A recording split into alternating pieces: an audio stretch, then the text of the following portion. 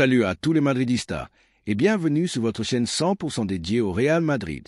Si vous aimez ce contenu, n'oubliez pas de lâcher un petit like, de vous abonner et d'activer la cloche pour ne rien rater de l'actualité de notre club légendaire. Aujourd'hui, on vous apporte 3 nouvelles très importantes autour de la Maison Blanche et on commence sans plus attendre par la première. Depuis les coulisses du Santiago Bernabéu, les dirigeants et le staff technique du Real Madrid travaillent avec cette obsession permanente de la grandeur. Chaque décision est réfléchie, pesée, comme sur un échiquier géant où le Real anticipe les mouvements du football mondial. Rien n'est laissé au hasard, et chaque choix est dicté par une vision à long terme. Construit non seulement l'équipe la plus compétitive du présent, mais aussi celle qui dominera l'avenir. Et cette fierté, on la sent partout, dans les bureaux, dans les tribunes, chez les supporters, car la politique de recrutement actuelle du club est exemplaire. Un subtil mélange entre jeunesse pleine de talent et fidélité à l'identité madrilène. La mission pour la saison prochaine est claire, tout gagner, avec, en ligne de mire, cette Coupe du Monde des clubs qui s'annonce comme un objectif majeur pour écrire une nouvelle page de gloire. Dans cette dynamique de projection et d'analyse, un nom a ressurgi dans les bureaux de Valdebebas, celui de Takefusa Kubo. Le Real Madrid détient encore une partie des droits du joueur, et dans un marché aussi compétitif, cela constitue un atout non négligeable. Mais voilà, les dernières informations en provenance du club indiquent que l'option de rachat ne devrait pas être activée. Certains évoquent même une vente imminente de Kubo par la Real Sociedad à un autre club, ce qui permettrait au Real de réaliser une belle opération financière grâce à sa clause de pourcentage à la revente. Ce choix ne signifie pas pour autant que le Real l'oublie totalement. Au contraire, cela témoigne d'une gestion intelligente et visionnaire. Car si Kubo n'a pas totalement convaincu pour un retour immédiat, plusieurs éléments ont pesé dans la balance, des priorités sur d'autres profils jugés plus adaptés à la philosophie actuelle du groupe et même, selon certaines sources, une attitude de Kubo face au Real Madrid lors de récents matchs qui aurait froissé certains secteurs du club. Mais en tant que madridista passionné, j'ai envie de défendre un point de vue. Takefusa Kubo reste un talent rare, un joueur doté d'une créativité naturelle, capable de casser les lignes avec une seule touche, une accélération ou une inspiration. À 24 ans, il a encore une belle marge de progression, et son retour au Real Madrid, s'il est bien accompagné, pourrait être une décision stratégique payante à long terme. L'environnement le plus compétitif du monde, imaginez un instant l'évolution qu'il pourrait avoir entourée par l'élite du football mondial, immergé chaque jour dans l'exigence, la pression et l'excellence du Real Madrid. Le niveau de nos joueurs, l'expertise de notre staff, l'atmosphère victorieuse qui règne au Bernabéu, tout cela formerait le terreau idéal pour que Takefusa Kubo libère enfin toute l'étendue de son potentiel. On ne peut pas oublier ce qu'il représentait lorsqu'il a signé au Real, encore adolescent, avec cette aura de prodige japonais que le club avait su repérer avant tant d'autres. Ce talent, cette étincelle, n'a pas disparu. Il a juste besoin d'un contexte à la hauteur de ses ambitions. Et quoi de mieux que le Real Madrid pour lui offrir ce cadre? Certes, certains n'ont pas apprécié certaines de ses réactions face au Real en Liga ou en Coupe. Mais n'oublions pas qu'un joueur qui affronte le Real avec autant d'intensité le fait aussi, au fond, parce qu'il rêve d'en faire partie, parce qu'il sait ce que ça représente. Et cette passion-là, ce feu intérieur, peut être transformé en or si elle est bien canalisée. Aujourd'hui, Kubo est un joueur majeur à la Real Sociedad, preuve de son professionnalisme et de sa capacité d'adaptation. Mais être une star à Saint-Sébastien n'est pas la même chose que lutter chaque jour pour une place dans le meilleur effectif du monde. Et justement, le Real Madrid, qui détient encore 50% de ses droits, est face à une opportunité unique. Soit profiter d'un éventuel transfert en Premier League pour empocher une belle somme, soit, et c'est l'option qui fait le plus rêver, le faire revenir et le sublimer. Car soyons clairs, un joueur de son calibre, encadré par notre staff, pourrait doubler voire tripler sa valeur en quelques saisons. Il deviendrait non seulement une arme tactique redoutable, mais aussi un atout économique pour le futur. Et c'est aussi ça, l'intelligence du Real Madrid, voir plus loin que les statistiques brutes et miser sur le potentiel brut. Takefusa Kubo a la jeunesse, l'intensité, la créativité et le feu sacré. Il pourrait devenir l'un de ces joueurs qui laissent une trace, pas seulement par leur but ou leur passe, mais par leur engagement et leur passion. Son retour en blanc serait un message fort. Le Real Madrid croit en ses jeunes et investit dans l'avenir. Car oui, le football, ce n'est pas que des chiffres, c'est aussi une affaire de ressenti, de connexion avec les fans. Et les supporters madrilènes savent reconnaître un joueur qui donne tout sur le terrain.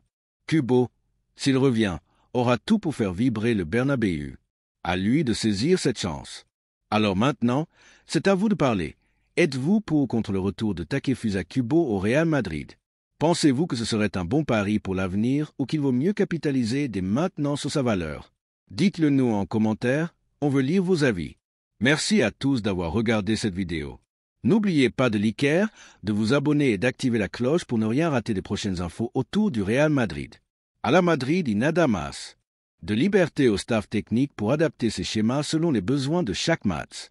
Il pourrait couvrir le poste de latéral droit en rotation, mais aussi offrir des solutions plus haut sur le terrain selon les circonstances. Une polyvalence rare à seulement 20 ans. Et surtout, ce qui frappe chez João Sanchez, c'est sa mentalité.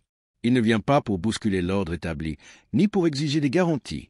Il vient pour apprendre, progresser et mériter chaque minute sur le terrain. Il sait que porter le maillot du Real Madrid n'est pas un droit, c'est un privilège qui se gagne chaque jour à l'entraînement. Dans un monde du football saturé d'ego et de paillettes, son profil humble, déterminé, résonne comme une bouffée d'air frais. C'est ce genre de joueur qui finit par faire l'unanimité dans un vestiaire, qui galvanise ses coéquipiers par le travail, la discrétion et une fiabilité à toute épreuve.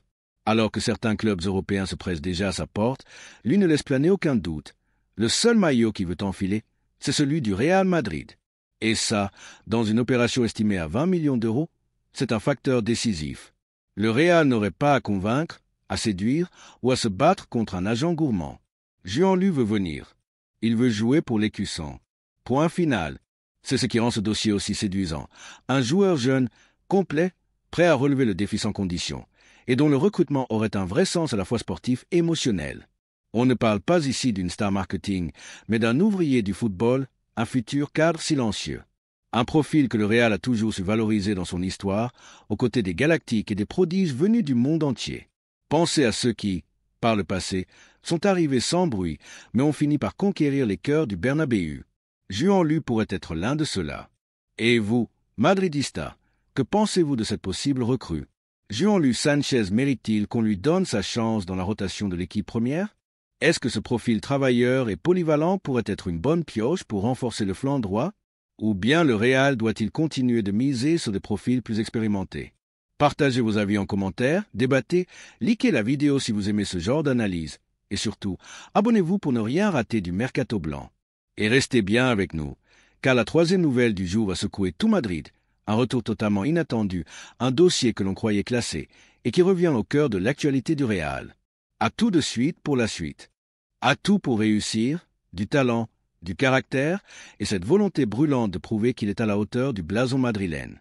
Dans un calendrier infernal où les compétitions s'enchaînent tous les 3 jours entre Liga, Ligue des Champions, Coupe d'Espagne et désormais Coupe du Monde des clubs, pouvoir compter sur un jeune joueur fiable, polyvalent, discipliné et prêt à tout donner, c'est une richesse inestimable. João offrirait à Xavi Alonso une alternative précieuse, capable de soulager les cadres, d'entrer en rotation sans perte de niveau et d'apporter cette fraîcheur qui peut faire basculer un match. Et puis, tout semble aligné. Séville a besoin de liquidité et serait prêt à négocier. Le joueur a déjà dit, oui, le coût de l'opération reste maîtrisé et le Real Madrid a manifesté un intérêt sérieux. L'évaluation finale de la cellule technique pourrait être le dernier feu vert pour un transfert jugé très intelligent dans les hautes sphères du club. En tant que supporter merengue, ce genre de recrutement me passionne autant qu'un gros coup de mercato. Parce que ce sont aussi ces décisions réfléchies, ces paris stratégiques, qui forgent la profondeur et l'équilibre d'un effectif. On ne construit pas uniquement la légende du Real Madrid avec des noms clinquants, mais aussi avec des joueurs qui incarnent la discipline, l'effort et le sens du collectif. João Sanchez, c'est exactement cela. Un talent formé en Espagne, jeune, respectueux, engagé, avec une marge de progression énorme et une motivation authentique à revêtir le maillot blanc. Il ne vient pas pour devenir une star immédiate. Il vient pour apprendre, se battre, grandir et un jour peut-être marquer de son empreinte l'histoire du plus grand club du monde. Car oui, on ne signe pas au Real Madrid quand on est déjà une légende. On signe pour le devenir. Et voilà le 3e acte de cette revue madrilène.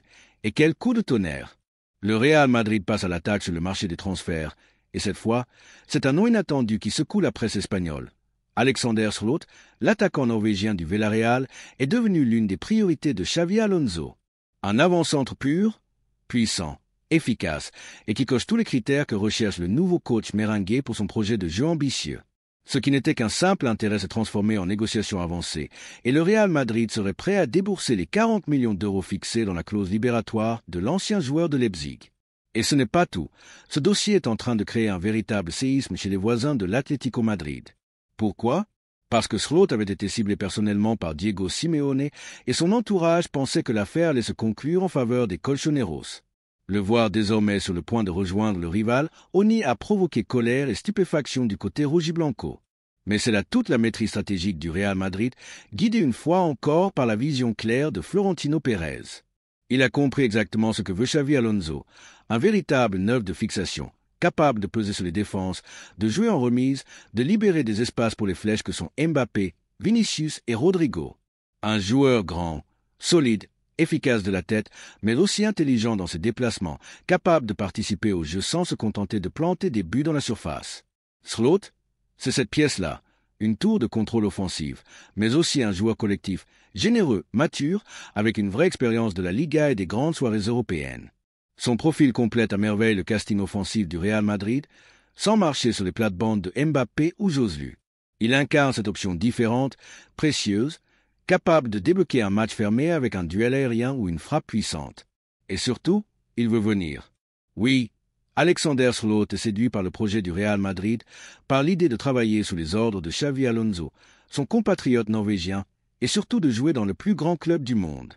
Mais ce n'est pas fini, madridista, car Alexander Slot cause bien plus de cases qu'il n'y paraît.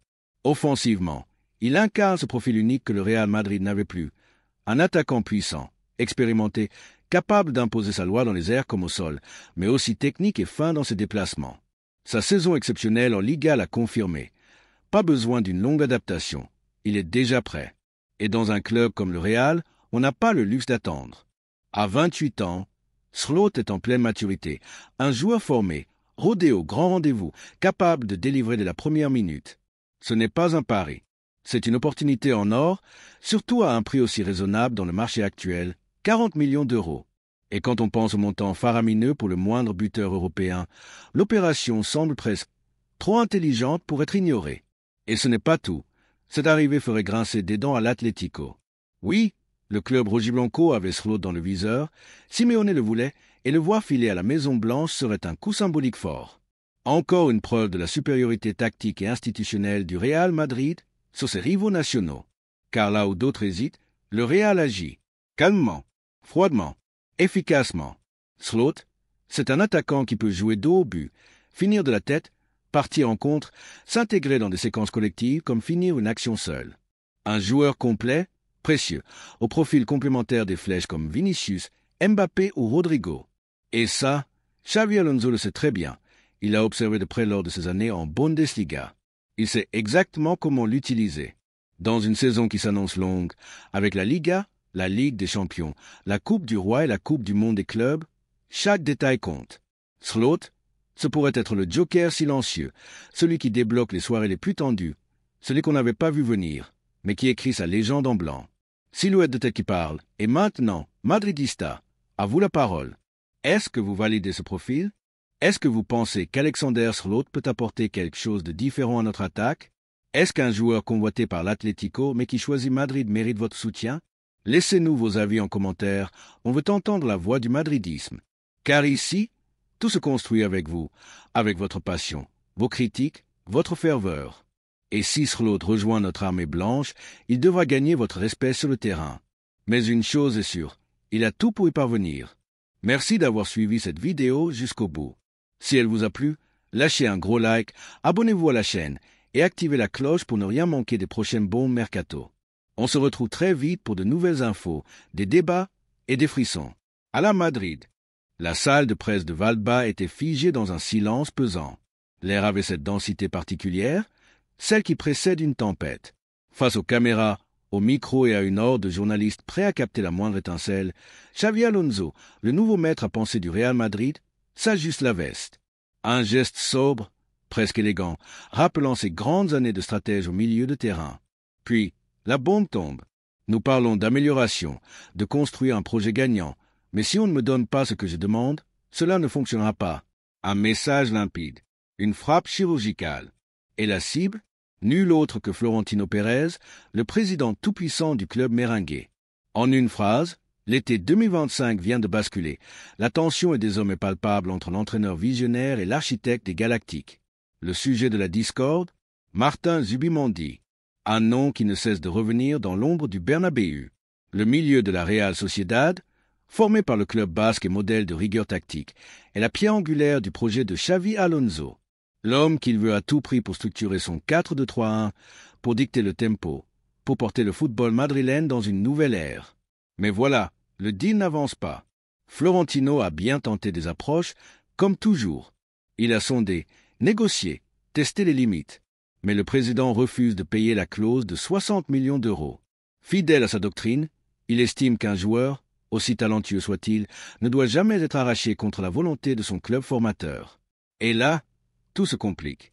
Car Xavi Alonso n'est pas un entraîneur qui réclame pour réclamer. C'est un homme de projet, un bâtisseur méthodique.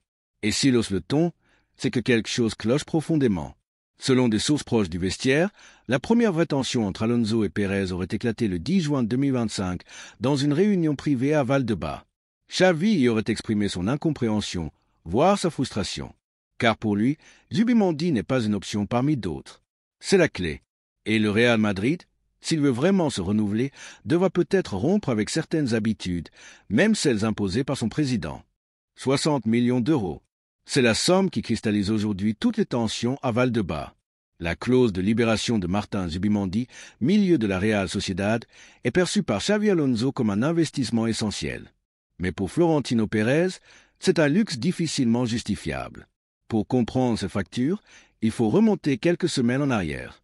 Le 26 mai 2025, Xavi Alonso est présenté officiellement comme le nouvel entraîneur du Real Madrid. La foule est en liesse.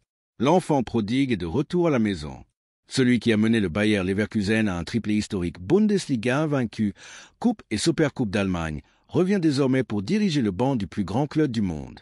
En tant que joueur, il avait déjà marqué l'histoire du Real, 236 matchs, une Ligue des Champions, une Liga, 2 Coupes du Roi et une Supercoupe d'Espagne. Mais cette fois, la mission est d'une autre envergure, réinventer le Real Madrid, un club qui sort d'une saison en dents de scie, marquée par le départ de Carlo Ancelotti, la retraite de Toni Kroos et le dernier adieu imminent de Luka Modric. Florentino Pérez a choisi Xavi comme l'homme de la reconstruction. Un pari fort. L'ancien milieu de terrain propose un football moderne, vertical, exigeant, avec des latéraux audacieux et un milieu capable d'équilibrer muscles et finesse. Son travail à Leverkusen l'a prouvé. Il s'est transformé une équipe. Mais un système, aussi séduisant soit-il, ne fonctionne qu'avec les bons joueurs. Et pour Xavi, le cœur de ce système porte un nom, Zubimendi. Le Basque connaît Zubimendi comme personne. Pour l'avoir dirigé à la Real Sociedad B âgé de 26 ans, international espagnol, il est considéré comme le successeur naturel de Rodri. Un pivot intelligent, propre techniquement, précieux sans ballon et doté d'un sens tactique rare. Pour Alonso, il incarne le joueur capable de faire oublier Kroos et Modric et de libérer des joueurs comme Bellingham ou Valverde dans des rôles plus créatifs. Mais Florentino ne partage pas cet enthousiasme. Le président du Real Madrid, qui a bâti son empire en attirant des légendes comme Figo, Zidane, Ronaldo ou Mbappé, fonctionne selon une logique claire, des stars planétaires ou des jeunes à fort potentiel, à un prix maîtrisé. Or, Zubimendi n'est ni l'un ni l'autre. C'est un joueur reconnu, certes, mais pas une superstar. Et la Real Sociedad refuse toute négociation en dessous de la clause. Résultat, un prix fixe de 60 millions, sans marge de manœuvre. Dans un été déjà marqué par l'arrivée gratuite de Trent Alexander-Arnold, le recrutement prometteur de Franco Mastantuono et l'achat de Leny Yoro pour 58,5 millions, Florentino ne voit pas d'un bon œil un autre gros chèque pour un joueur jugé peu bancable. Début juin, la situation explose. Réunion tendue à Valdebebas. Xavi Alonso, calme et déterminé, lance à Florentino. Si nous voulons tout gagner, j'ai besoin de Zubimendi. C'est le cœur de mon projet. Le président, sourire aux lèvres, répond avec diplomatie. Nous explorons d'autres options. Reinders du Milan, par exemple. Il coûterait 80 millions, mais c'est un joueur plus offensif. Mais Alonso ne lâche pas. Reinders est bon, mais ce n'est pas ce dont nous avons besoin. Zubimendi est unique. Le fossé est clair. Xavi pense structure, compatibilité tactique. Florentino, lui, pense rentabilité, image mondiale, palmarès. Sur les réseaux sociaux, Les supporters s'enflamment. Les débats fusent. Faut-il faire confiance à Xavi Alonso et casser la tirelire pour Zubimendi? Ou suivre l'instinct de Florentino, mettre des grandes décisions du Real depuis 2 décennies? Si Xavi le veut, recrutez-le. Tweetez @alamadrid7. Zubimendi ne fera pas vendre de maillot, il faut mieux. Répond @merengue+. Le madridisme est partagé. Mais une chose est sûre, la ligne de fracture est là. Le nouveau Real Madrid se construira-t-il selon la vision purement tactique d'Alonso ou restera-t-il fidèle à la stratégie globale de son président? Florentino Pérez ne s'est jamais trompé avec Mbappé ou Vinicius. Alors pour beaucoup, il mérite encore qu'on lui fasse confiance. Pourtant, la tension est montée d'un cran entre le président madrilène et son nouvel entraîneur. Comme on pouvait s'y attendre, la presse s'est engouffrée dans la brèche. Sur le plateau d'El Chiringuito, un segment entier a été consacré à cette nouvelle crise interne. José Pedrerol a d'ailleurs résumé l'ambiance avec cette phrase tranchante. C'est le Real Madrid. Ici, il n'y a pas de juste milieu. Soit tu recrutes Zubimendi, soit tu te débrouilles. Pendant ce temps, à Saint-Sébastien, la Real Sociedad reste inflexible. Le président Joaquín Aperibé a réaffirmé dans une interview à Noticia de Guipúzcoa que Zubimendi ne partirait que si sa clause libératoire est levée et qu'en attendant, le joueur se dit heureux au club. Mais selon des sources proches, le milieu de terrain rêve de travailler sous les ordres de Xavi Alonso à Madrid, même si sa loyauté envers la Real l'empêche de forcer son départ. Du côté des bureaux de Valdebebas, Florentino garde son calme.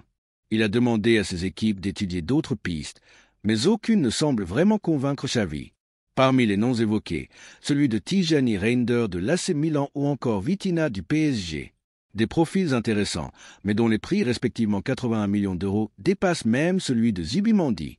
Et pour Xavi, l'essentiel est d'avoir un joueur déjà habitué à la Liga, capable de s'intégrer immédiatement dans son système.